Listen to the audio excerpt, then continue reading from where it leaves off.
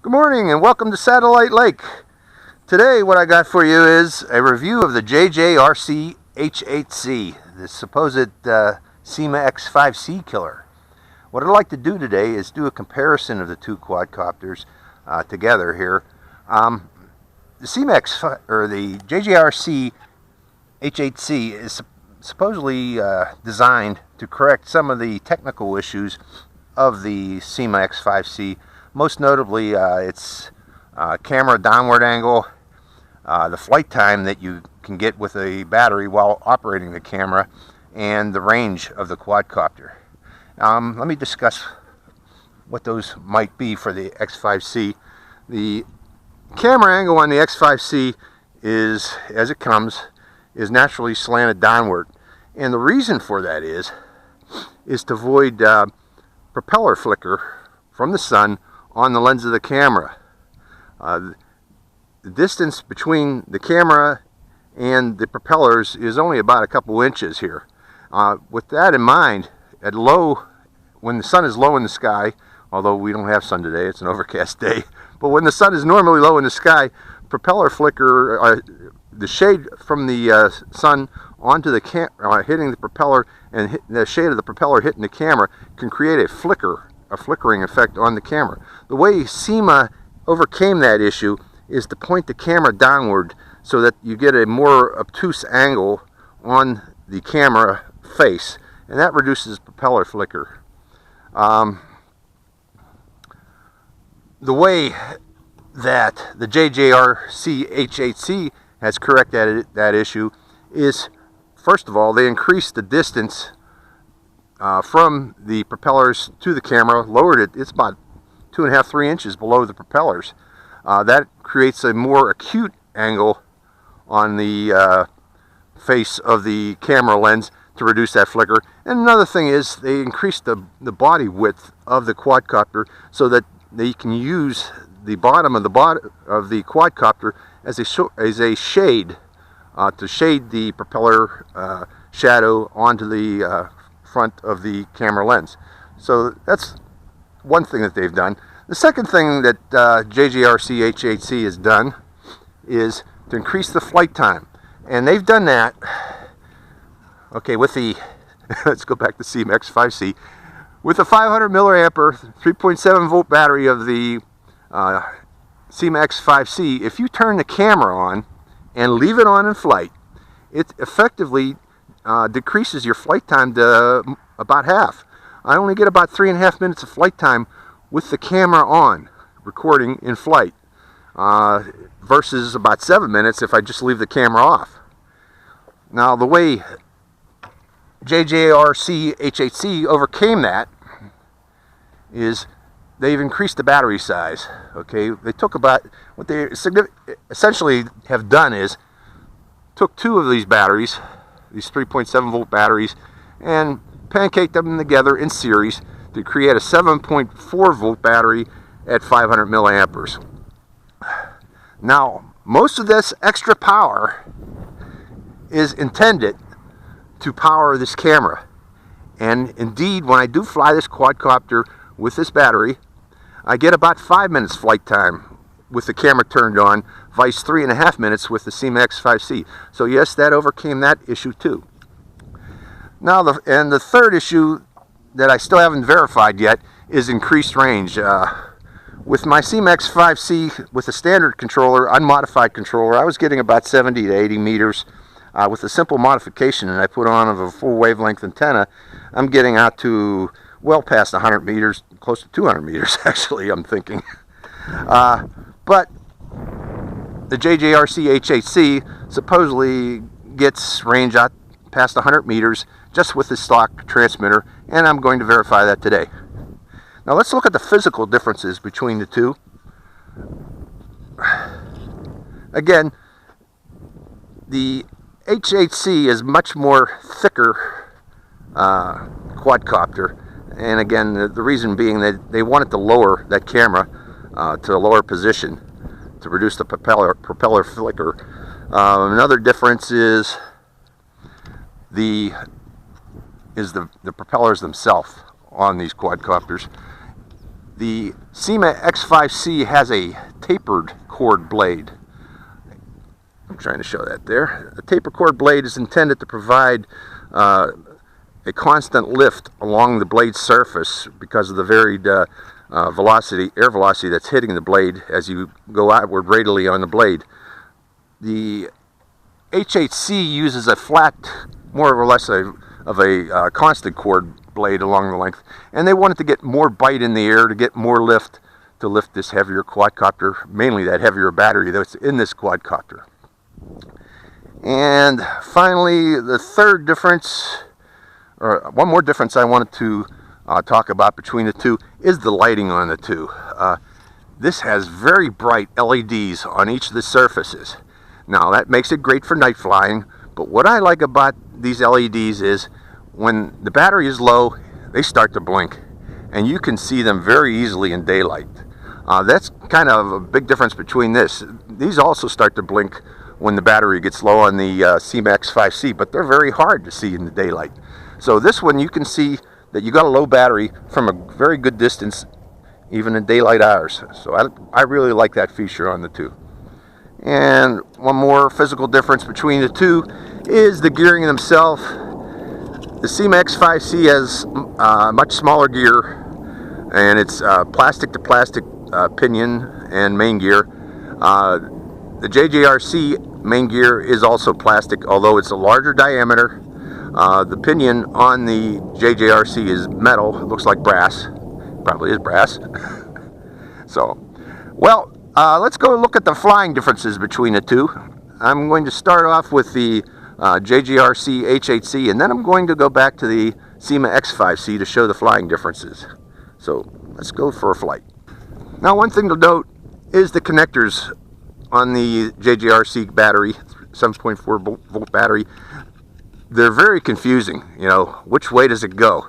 What I recommend that you do is, once you've determined the correct way to plug in the battery, is to color code it. I used a gold Sharpie marker to do mine, but you can use whatever you got to put some color on there to show which way the connector goes in properly.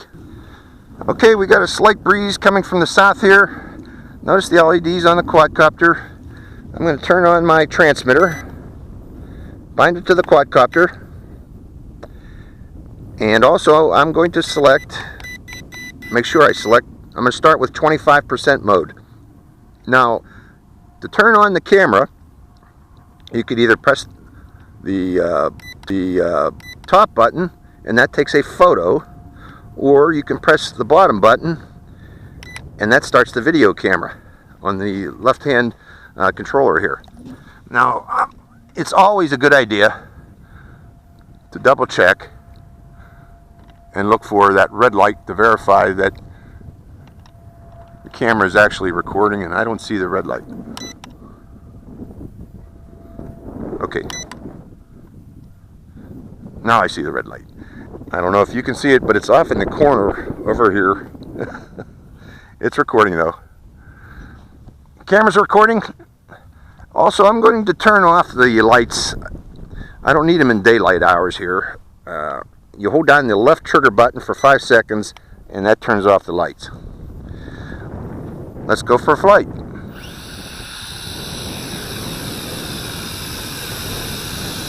Now notice it's tilted a bit. That's because I got a wind coming from that direction. This thing automatically tilts into the wind to counter that wind. That's pretty impressive.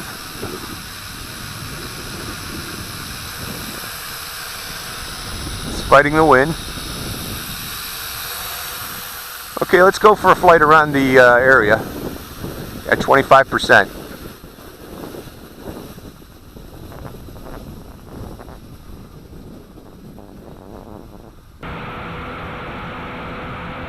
Very nice and stable flyer. Okay, it's flying with the wind now, increasing speed. So I'm just letting the wind push it right now. There is a significant wind up there at altitude. Okay, I'm going to 50% so I can bring it back here. 25% wasn't enough to fight that wind. we're going to just fly around and see how much flight time we actually get with this quadcopter. Let's go for altitude.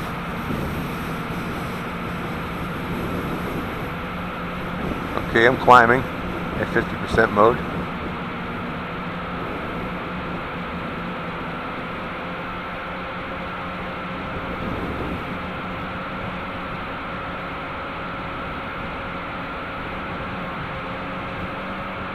Turn it a bit there, pointed toward the mountains. Still climbing. I want to see what range we get with this thing. I better go upwind a bit too in case that drops. Oh, there was the range. I'm guessing that was out about 80 meters actually. There it goes again, 80 meters. About 80 meters. The way I can tell is I can still see it pretty well. But a good thing is it rebinds. The X5C, I have to rebind. At least with my version, on the version of the board, I have to rebind the quadcopter if it falls out of range. Let's go out horizontally a bit to a greater distance. Let's see if I can get more range horizontally.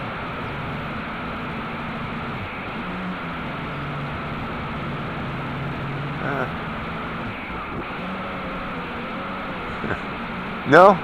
Well, I don't really see significant range increase over this X5C.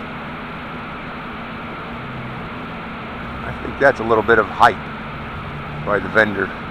The good thing is I hear that this is bindable with the WL Toys transmitters, and those of you who have seen my videos know what I've done with my WL Toys transmitters. So I still expect to get extreme ranges with this in the near future without modifying this. I just use my WL Toys transmitter. Okay. I'm trying to go as far out as I can. It just keeps rebinding. Notice I'm flying upwind when you're doing this. Always fly upwind so that when you do lose control, the wind will blow it back to you. Okay, I'm letting the wind blow it back to me. I'm way up there. Okay, I better bring this down. Coming back down. Now we're going to fly low level around here until I run out of battery power.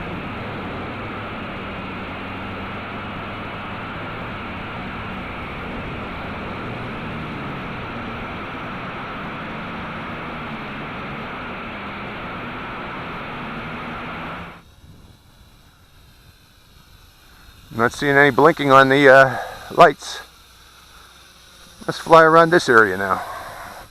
I'll fly over to the pylons. I'm going to do the big boy pylon racing here. Flying back. Good horizontal range on this.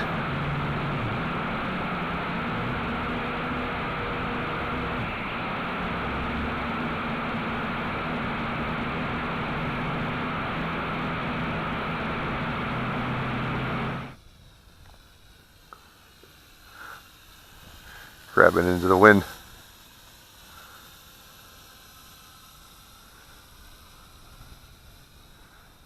Well, it is a good flyer. It's a little more touchy than the X5C. I'll tell you that right now. X5C is still a steadier flyer than this, in my opinion. Somewhat more easier for beginners. But this one's a little more responsive. If you want to do that, if you want to really sharp banks. Let's try that again. Another sharp bank. So this one's a little more acrobatic in terms of banking. This is 50%. Let's go up to 75% and see what it can do. Oh, I think my batteries or lights are flashing. So I'm bringing it in now. So again, that's a good thing, these flashing LEDs to let you know when the batteries are low, because you can easily see it with this thing. That was the JJRC H8C, and always remember, turn your camera off before shutting down the quadcopter, otherwise you may lose your videos. That's true with all these camera quadcopters. And I'm verifying I can see the green light, so it's recorded the video.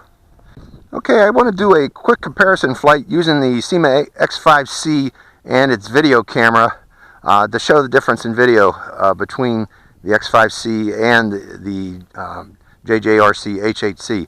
To save battery power, I'm not turning on that camera until I'm at altitude.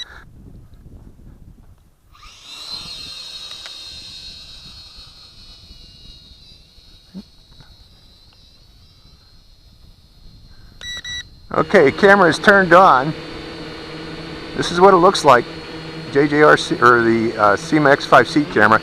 Notice that it's likely a very downward angle, and that's because the downward facing camera on the quadcopter. But it's very smooth flyer, much smoother. I gotta admit, it's more smooth than the H8C. However, it's not quite as powerful as the H8C regarding lifting cameras. It can lift a Mebius, and it also can lift an a 808 camera, but the problem being is it severely limits the flight time on the quadcopter because that battery is a lot smaller than the battery that comes with the H8C. So,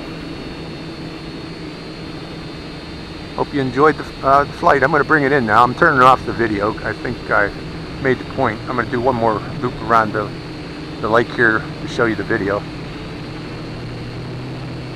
And then I'll bring it in. I still like this quadcopter, mainly because it's so stable a flyer. Okay, turning off the camera.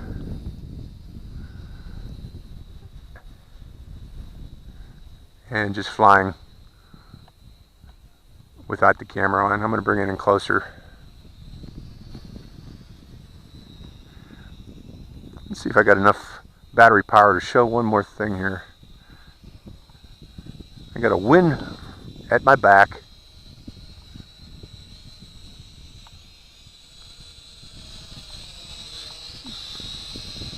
But even with that wind, notice the stability of this flyer, particularly in vertical mode. Okay, or in vertical flight with the wind.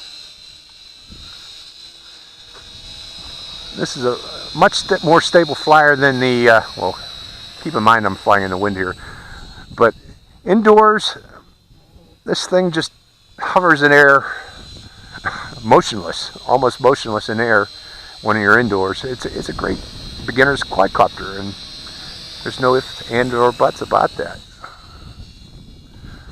For a beginner, I like this one over the H8C. For intermediate flyers, of course, the H8C is the one to go with.